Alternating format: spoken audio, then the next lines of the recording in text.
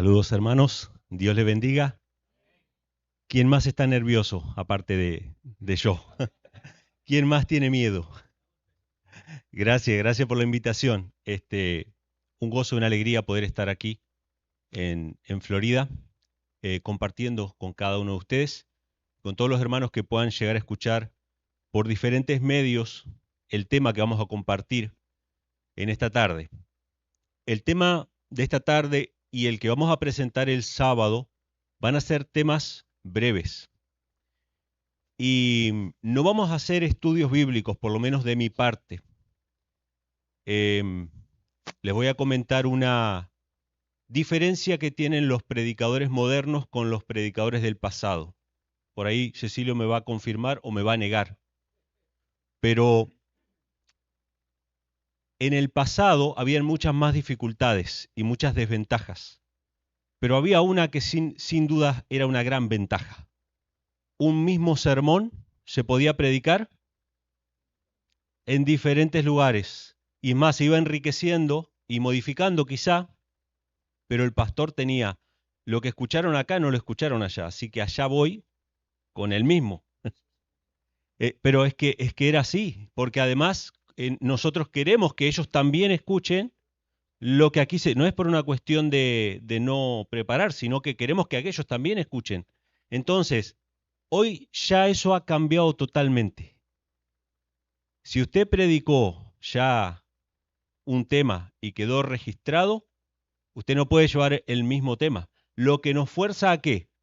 A estudiar y a ver diferentes aristas del mismo tema.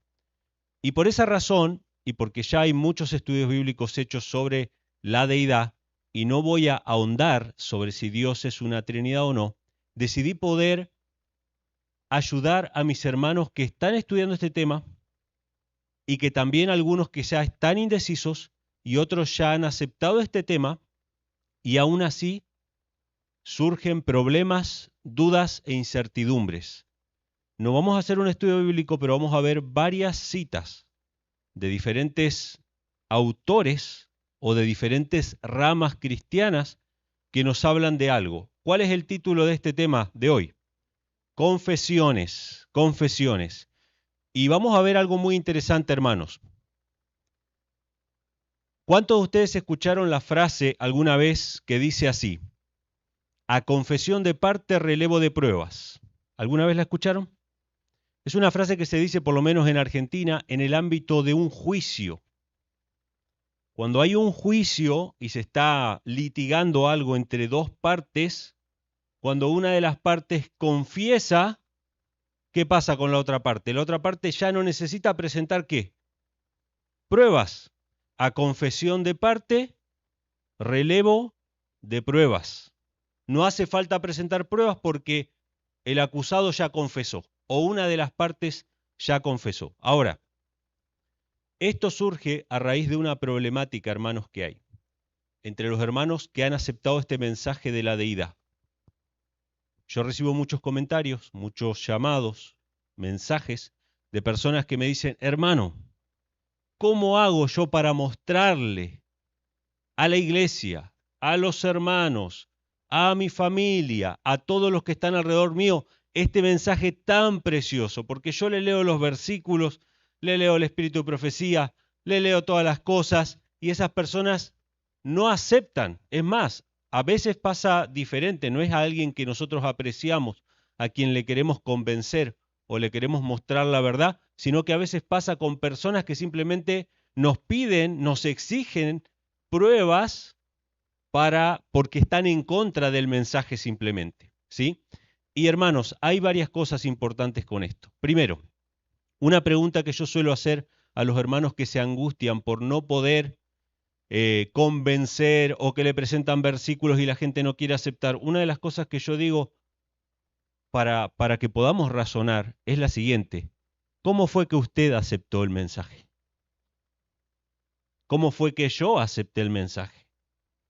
Evidentemente no fue por poder humano. Evidentemente fue por el Espíritu de Dios que obró con un texto, con una cita. Ahí escuchaba la otra vez que el pastor Cecilio, Daniel Cúcaro, le dijo, lea Patriarcas y Profetas, capítulo 1, ¿verdad? Fue así. Hay otros hermanos que han leído en Primera de Juan que el anticristo niega al Padre y al Hijo, y eso les abrió los ojos, y ese texto fue más poderoso que otra cosa. En mi caso fueron una serie de cosas, pero sobre todo el libro de Apocalipsis, que estaba la adoración al Padre y al Hijo, ahí no está la Trinidad. Y hermanos, muchas veces nosotros gastamos energía, recursos, fuerza y tiempo en cosas que quizá Dios no nos ha pedido, porque Dios nos ha pedido que prediquemos el Evangelio a los cuatro vientos, a diestra y a siniestra, en tiempo y fuera de tiempo, pero que no estemos tratando de convencer a nadie. Y lo que vamos a ver hoy, hermanos, esperemos que nos ayude a quitarnos esa mochila que a veces nos ponemos de querer convencer a otras personas o de querer que otras personas vean lo que nosotros vemos. Y muchas veces hay gente que se desgasta continuamente presentando pruebas y argumentos en favor de la deidad cuando no son necesarias tantas pruebas y argumentos porque usted creyó con mucho menos que eso. Es el Espíritu de Dios el que obra en el corazón de aquel que abre su corazón a recibir la palabra. No son argumentos humanos, no es la fuerza humana, sino que es la palabra de Dios. Ahora, vamos a ver, hermanos, yo voy a estar compartiendo algunas citas del Espíritu de Profecía. Fíjense lo que dice Primeros Escritos, página 96, párrafo 1. Esta cita, hermanos, guárdenla en su corazón. Les voy a decir algo, todas las diapositivas que ustedes van a ver ahora, al final, la última diapositiva va a tener un código QR, tanto para la transmisión como para los que estén aquí. Los que quieran la pueden descargar a todas las citas, que tiene todos los links de las citas y de los pasajes, ¿sí? Fíjense cómo dice la sierva del Señor. La verdad es como directa, es clara, es sencilla y se destaca audazmente en su propia, ¿qué? En su propia defensa. Usted no tiene que defender la verdad, usted tiene que presentarla. Y cuando la verdad es verdad en serio, se destaca, ¿sí? Brilla por su propia gloria, ¿sí? No necesita la ayuda humana. Pero no sucede así ¿con qué? Con el error. Este es tan tortuoso. ¿Alguien sabe lo que significa la palabra tortuoso? Lo tuve que buscar en el diccionario. No tiene que ver con tortura, por eso me engañó. Muy bien, tortuoso significa enredado y retorcido. ¿No escucharon alguna vez que ustedes le preguntan algo a alguien? Mire, hermano, tal cosa, ¿es así o no es así? Y la persona empieza a dar vueltas, y vueltas, y vueltas, y vueltas. Es porque lo más probable es que le está engañando, ¿sí? Dice que el error no es así. Este es tan tortuoso que necesita una multitud de palabras para ser explicado en su forma torcida. Hermanos, es muy fácil identificar hoy en día el error y la verdad. Lo que pasa es que el error en todas esas palabras torcidas tiene fama de prestigio, tiene fama de sabiduría y por eso es aceptado el error. Si yo quisiera decirles a ustedes, hermanos, miren, aquí hay un púlpito. ¿Qué tengo que hacer para convencerles de que aquí hay un púlpito a ustedes? No mucho esfuerzo. Tengo que decir, miren, aquí, vengan, toquen. Hay un púlpito. Tengo que hacerlo porque es mi deber presentar la verdad. Pero no hay un esfuerzo en presentar lo evidente. Está claro. En las Escrituras pasa lo mismo. Pero si yo les quiero convencer de que aquí hay un púlpito, ¿qué tengo que hacer? Aquí hay un púlpito, lo que pasa es que la luz y los fotones cuando rebotan hacen que tal y tal cosa, una explicación retorcida para convencerlos de algo que no es evidente. ¿Cómo se explica la Trinidad, mis hermanos? Con explicaciones retorcidas y rebuscadas. De hecho, en los concilios de la Iglesia que se empezó a elaborar la Trinidad, tuvieron que buscar palabras en la lengua griega para tratar de expresar lo que la Biblia no expresaba. Una de esas palabras era consustancialidad, para tratar de explicar la Trinidad. Pero nada de eso estaba en la Biblia. Cuando tenemos que explicar algo que es mentira, las explicaciones ¿cómo son? Rebuscadas. Cuando tenemos que presentar la verdad, ¿cómo es la verdad? Clara, y sencilla.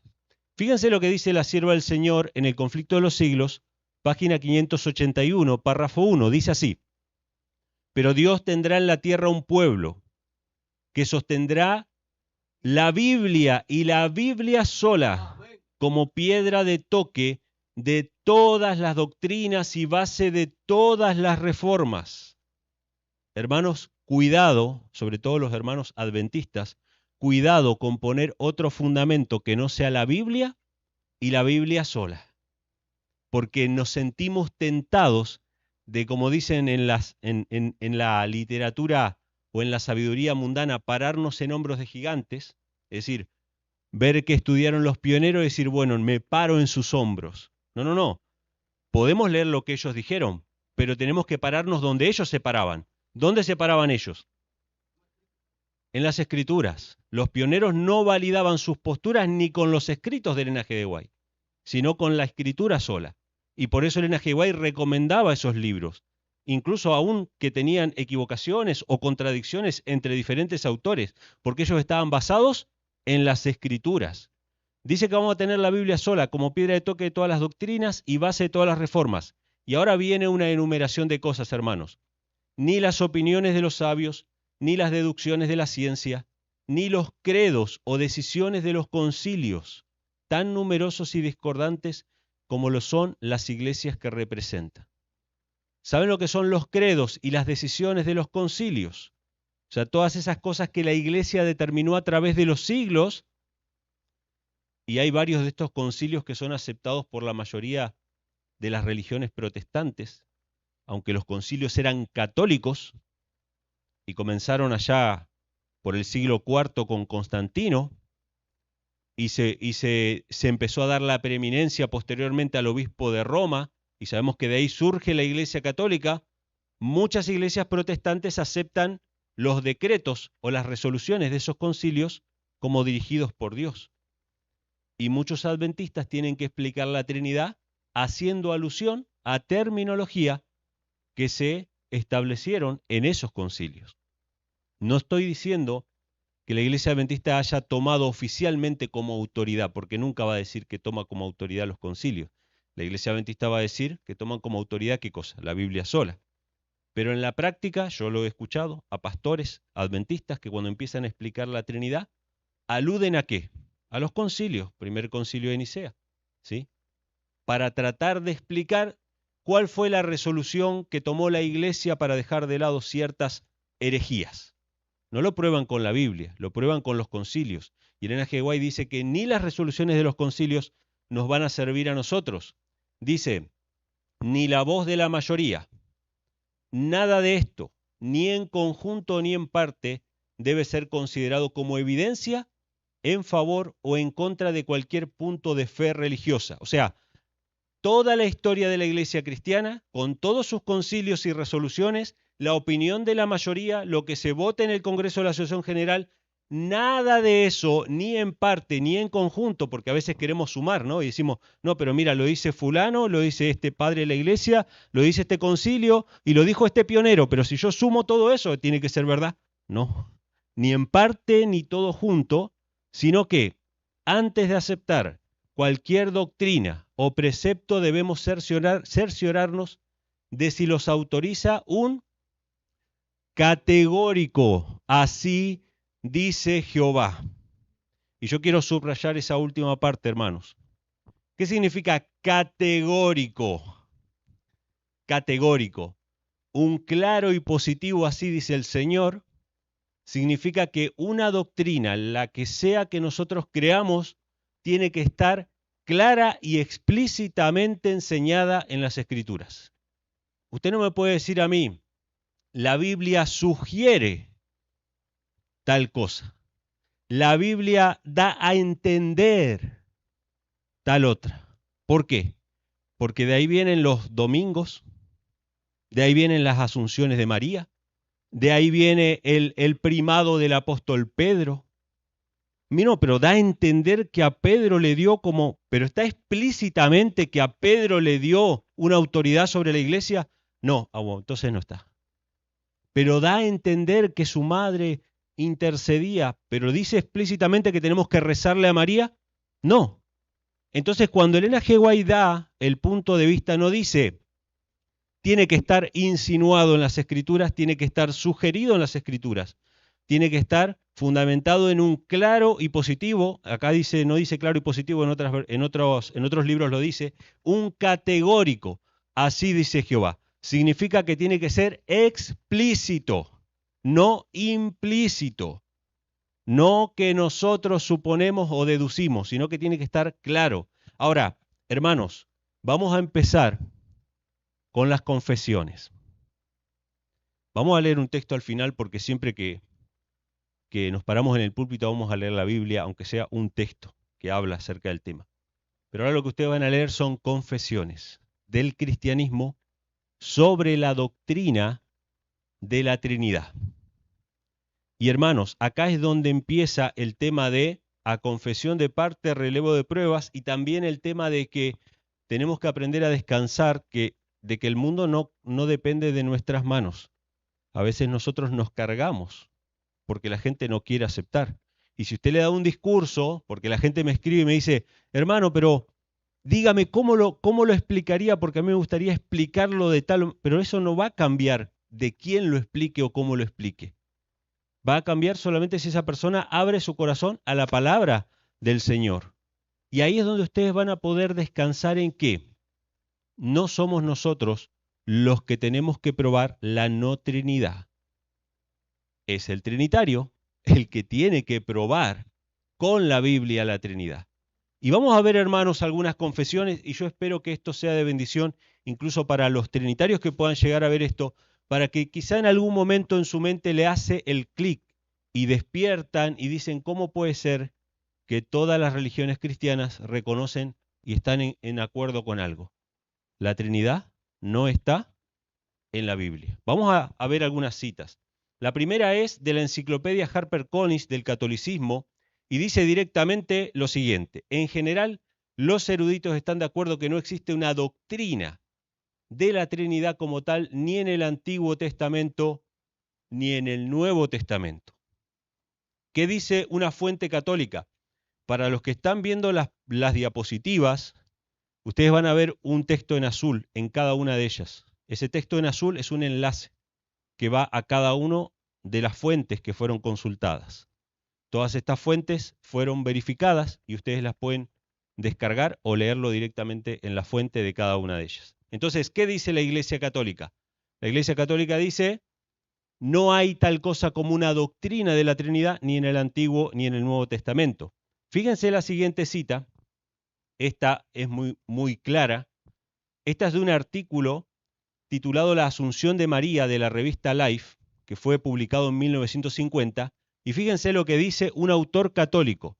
Este autor católico está defendiendo la doctrina de la Asunción de María. Y ustedes saben que los Estados Unidos, un país protestante, los sacerdotes han tenido mucho trabajo para convencer a la gente, pero los han convencido, y aún a los protestantes. Fíjense lo que dice. Nuestros oponentes a veces afirman que ninguna creencia debe sostenerse dogmáticamente si no está ¿qué? Explícitamente establecida en las Escrituras. ¿Qué decían los protestantes? Lo mismo que Elena G. White. ¿Cómo tenían que estar las doctrinas? Establecidas explícitamente. No sugeridas, no decodificadas en un misterio, no, tienen que estar claras. Pero, dice el sacerdote, las propias iglesias protestantes han aceptado dogmas como el de la Trinidad para el cual no existe una autoridad tan precisa en los evangelios. Lo que está marcando este católico, autor católico, es que los protestantes son de doble vara.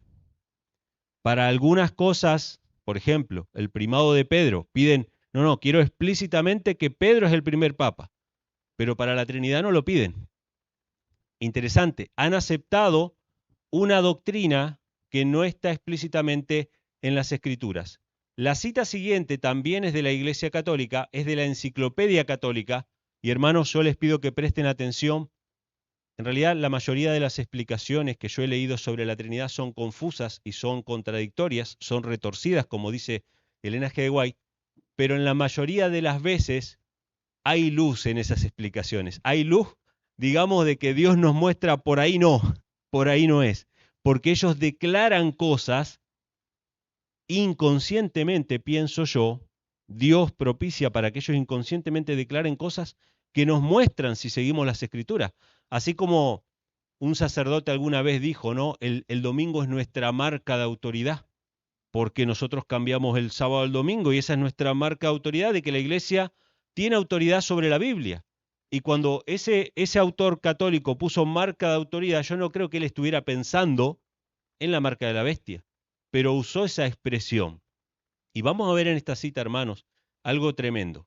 En las Escrituras aún no existe un término único que designe conjuntamente las tres divinas personas. El Concilio Vaticano II ha explicado el significado del término misterio en teología. Sabemos que cuando no está explícito, ¿qué dicen? Es un misterio, las cosas secretas pertenecen a Dios. Bueno, pero si son secretas, ¿por qué hablamos de ellas? ¿No? Podríamos decir nosotros. Si la Trinidad no fue revelada, ¿por qué la asumimos? ¿Por qué la predicamos? Entonces dice que el Concilio Vaticano II ha explicado el significado del término misterio en teología. Establece que un misterio, y escuchen esto, hermanos, es una verdad que no solo somos incapaces de descubrir sin la revelación divina, sino que incluso una vez revelada, permanece oculta por el velo de la fe y envuelta, por así decirlo, en una especie de oscuridad. Básicamente lo que me está diciendo es, se te va a revelar, o sea, ahora no lo ves en la escritura porque tenés que pedirle a Dios que te lo revele, que me lo han dicho muchas veces, ¿no? Cuando debatimos sobre el tema de la Trinidad me han dicho, no, lo que pasa es que vos no lo ves porque todavía tenés el velo y no te fue revelada la Trinidad. Pero acá dice que una vez incluso revelada, ¿cómo queda? En un manto de oscuridad. Lo que me está diciendo básicamente es que nunca lo voy a entender y nunca lo voy a recibir. No está en la escritura, te lo tiene que revelar Dios, pero incluso cuando Dios te lo revele, va a ser oscuro. ¿Sí? Qué tremendo, hermanos. ¿Mm? Esta es la revelación o esta es la luz de la Trinidad según la Iglesia Católica. La siguiente fuente es una revista adventista y es un artículo que escribió el pastor Jaime White en el año 1854. Voy a leer la cita y después explicar el contexto de la cita. Esta también es un autor católico, Catecismo Doctrinal. Dice: la doctrina de la Trinidad. Una doctrina, el conocimiento de la cual es ciertamente necesario, ¿para qué? Para la salvación. Pero ya vimos anteriormente que aunque Dios te la revele, nunca la vas a terminar de comprender. Pero es necesario para la salvación. No está ni específica ni explícitamente en las Escrituras en el sentido protestante de interpretación privada. Voy a hacer una salvedad con respecto a esa expresión, interpretación privada. Está citando al apóstol Pedro, porque los católicos consideran que los protestantes, al no aceptar el magisterio de la Iglesia, están pecando haciendo la interpretación privada, de la cual el apóstol Pedro dice que no debería hacerse. Pero cuando él habla de interpretación privada está diciendo leer directamente las Escrituras. Los que no confían en el magisterio como intermediario, intérprete de las Escrituras. Pero está diciendo este sacerdote, este autor católico, que la doctrina de la Trinidad dice que es esencial para la salvación. No está ni específica ni explícitamente en las Escrituras. ¿Cómo tiene que estar cualquier punto de nuestra fe? Explícito en las Escrituras. Ahora, ¿cuál es el contexto de esta cita?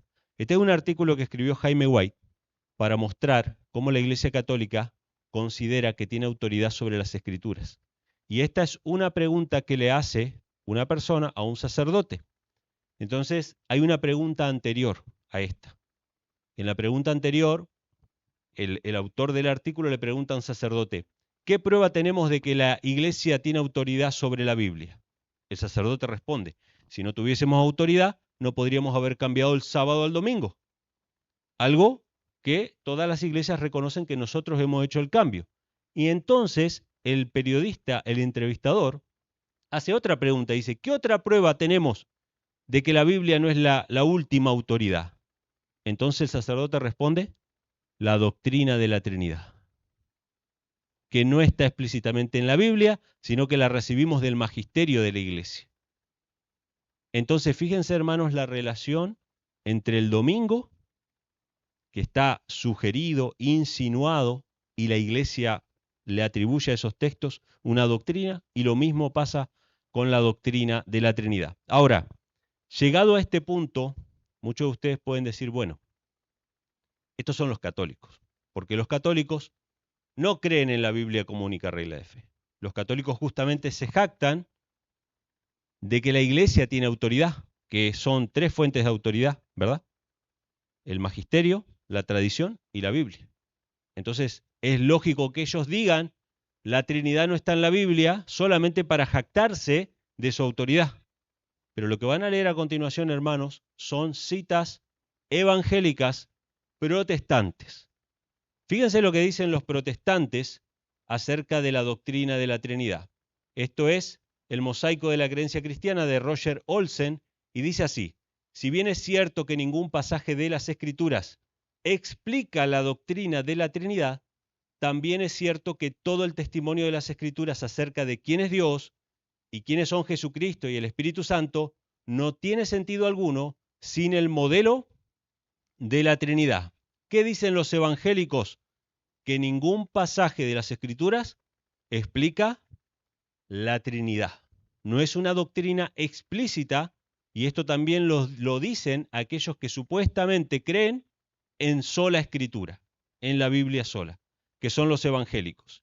Fíjense esta otra cita de otra revista evangélica, dice lo siguiente. Esta es la revista Table Talk, diciembre del 2019. Dice, la doctrina de la Trinidad no está expresamente establecida en las Escrituras en el sentido técnico descrito anteriormente, pero sin duda es una consecuencia positiva y necesaria de lo que está expresamente establecido en ellas. En otras palabras, está pero no está. El púlpito está acá, aunque no lo vean. Hay una explicación que demuestra que aquí está el púlpito.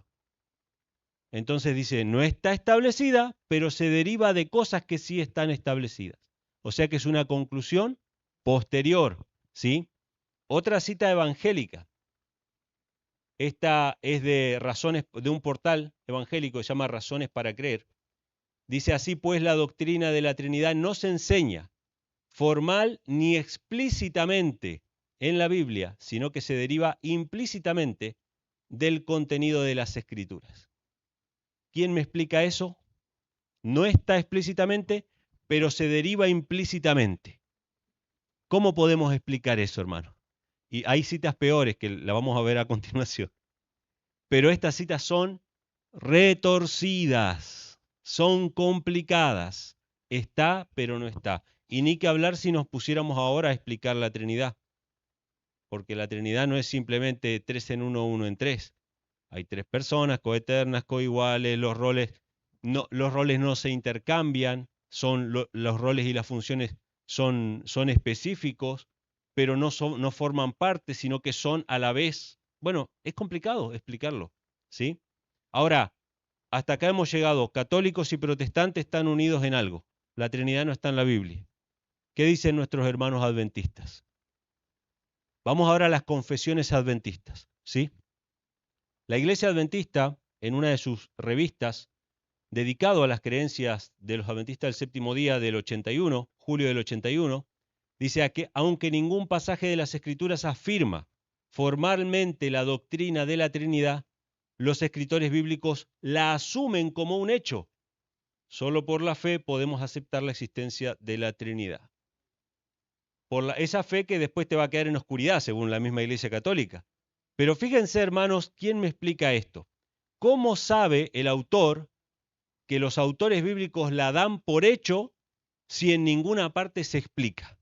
Yo te puedo decir que los autores bíblicos daban por hecho el sábado y que no hay discusiones sobre si el sábado es el día del Señor o el domingo. En todo el Nuevo Testamento no hay discusiones sobre eso. ¿Por qué? Porque se da por hecho que es el sábado. Todo el contexto, todo lo que se habla, se da por hecho de que el sábado es el día del Señor. Cuando yo leo Apocalipsis capítulo 1 y dice, yo estaba en el Espíritu en el día del Señor, yo tengo que dar por hecho que ese día del Señor es el que Jesús dijo, yo soy el Señor del sábado. el Hijo del Hombre es el Señor del sábado. Yo doy por hecho de que Juan cuando dice día del Señor está hablando del sábado. Pero ¿cómo puedo yo decir que los apóstoles daban por hecho la Trinidad si no hay un pasaje en el Antiguo Testamento o en algún lugar que explique la Trinidad? ¿Cómo puedo yo saber lo que ellos pensaban si lo que supuestamente pensaban no lo dejaron por escrito? Esto es llana y literalmente mentira, engaño, ¿sí? Ustedes saben que leímos una palabra hace un ratito que era la palabra tortuoso, ¿no? Enredado, enrevesado. ¿Saben dónde aparece esa palabra en la Biblia? Cuando se habla del Leviatán. La serpiente tortuosa, lo dicen algunas versiones así. Y la serpiente te va enredando, te va envolviendo. La mentira del diablo, hermano. Palabrerío para no decir absolutamente nada. Entonces, los adventistas, ¿qué dicen? La Trinidad no está explícitamente. ¿Qué dice Elena G. White? Ninguna doctrina puede ser aceptada si no está explícitamente, si no está claramente con un categórico, así dice Jehová. Fíjense lo que dice el libro La Trinidad de 3 autores adventistas. Yo creo que fueron 3 autores por algo en particular, ¿no? Porque querían demostrar que 3 en 1 funciona, ¿sí? O algo así, la verdad que no tengo idea. Pero 3 autores adventistas llegan a una conclusión, varias conclusiones en este libro, y una de ellas es que una de las pistas más contundentes, fíjense hermanos, ¿qué significa la palabra pista? Pista es como que, bueno, Dios te deja ahí unas migajas, una señal, pero Él, no sé, tiene vergüenza, tiene miedo de decirnos las cosas como son, y entonces nos va dejando pistas para que siglos después de los apóstoles la iglesia descubra ese gran misterio en los concilios, que es el misterio de la Trinidad. Pero ¿cómo puede un autor que va a defender una doctrina no secundaria, porque hay doctrinas que son secundarias o que son cosas que no están claras, estamos de acuerdo con eso, pero una doctrina fundamental, decirnos que tenemos que buscar pistas? Y fíjense, dice, una de las pistas más contundentes de la Trinidad divina se encuentra en la famosa comisión evangélica que Jesús dio a la iglesia en su fórmula bautismal. Por tanto, id a ser discípulos a todas las naciones, bautizándolos en el nombre del Padre, del Hijo y del Espíritu Santo. Hermanos, si esta es la pista más contundente, ¿cómo serán las más débiles? Yo me acuerdo cuando hice la fe de Jesús. ¿Cuántos de ustedes hicieron acá la fe de Jesús? Hojita número 2 creo que era Dios. La 1 era la Biblia, la 2 era Dios. Entonces, ¿cómo es Dios? Dios es amor. Dios, ¿cuál es su naturaleza? Es espíritu. Dios es espíritu. Juan 4. Venía bien, ¿no? La fe de Jesús. Y en un momento sale una pregunta de la nada. ¿Cuántas personas forman a la Trinidad? Bautizándolos en el nombre del Padre, del Hijo y del Espíritu Santo. Nada que ver, la pregunta nada que ver porque se daba por sentado, igual que los apóstoles lo daban por sentado, daba por sentado de que uno ya sabía de que Dios era una Trinidad. Nunca se había explicado en el estudio bíblico anteriormente de que Dios era una Trinidad. Simplemente lo da por sentado y dice, ¿cuántas personas forman la Trinidad? Pero nunca me enseñaron que era una Trinidad. Y el texto que se daba era este. Bautícenlos en el nombre del Padre, del Hijo y del Espíritu Santo. Uno por deducción, yo contesté correctamente, obviamente. ¿Cuántas personas forman? El Padre, el Hijo y el Espíritu Santo. Por deducción uno saca que es así. Hermanos, esta es la cita más contundente. ¿Qué pasa si nosotros, como dijo el hermano Jesser, leemos el versículo 18? Toda potestad me es dada en el cielo y en la tierra. ¿Quién puede darle potestad a alguien que está por encima de todo? Evidentemente, alguien que esté más por encima todavía de él. Chau, Trinidad. No, pero era como hombre. No, esperen. Dice en el cielo y en la tierra. Si leemos el versículo siguiente, el 20. He aquí yo estoy con vosotros todos los días hasta el fin del mundo. Chau, Trinidad de nuevo. Porque ese otro consolador que iba a dejar, ¿quién era? Era Cristo mismo. Yo estoy con vosotros todos los días hasta el fin del mundo. Hermanos, fíjense qué tremendo lo que dice este libro. No está explícitamente la Trinidad en la Biblia. Otra fuente adventista. El concepto de la Trinidad Esto es el Tratado Teológico Adventista del Séptimo Día. Dice, el concepto de la Trinidad, es decir, la idea de que los tres son uno, no se encuentra o no se enuncia explícitamente, sino que solo se da por sentado. Claro, ¿verdad? Ahora, esta es la letra chica. Yo lo que he juntado son todas las letras chicas. Porque después está todo el discurso apoyando la Trinidad, con versículos de acá, versículos de allá. Ustedes saben, un tratado de la Trinidad no empieza con esto. Esto es una partecita donde son obligados por la fuerza a admitir lo que tratan de convencernos de lo contrario al principio con todo el discurso. ¿Sí? Ahora fíjense la siguiente, esta es la mejor, mi favorita, esta es una de las últimas. Esto está en El Reino de Dios de Richard Rice, página 89. Y dice así, el papel de la Trinidad en la doctrina de Dios siempre plantea interrogantes. Una razón es que la palabra en sí no aparece en la Biblia. ¿Cuántas veces escucharon decir, la palabra no aparece, pero la idea sí? Y este autor dice, una de las razones es que la palabra en sí no aparece en la Biblia, ni existe una formulación clara de la idea. O sea que la idea tampoco está. La idea tampoco está. Sin embargo, la Biblia sienta las bases para su formulación. Esa palabra, mis hermanos, sienta las bases para su formulación, le está diciendo a usted que lo que él cree es que dejaron pistas en la Biblia, los apóstoles lo dejaron por sentado, era un misterio que estaba ahí flotando en el aire, y en los concilios siguientes a la muerte de los apóstoles se formuló, a través de los siglos, se formuló una doctrina trinitaria que unificaba todos los conceptos bíblicos. Y todos los demás iban a ser tachados como herejes, como herejías. Y eso, hermano, es lo mismo que pasó en la Iglesia Adventista del Séptimo Día.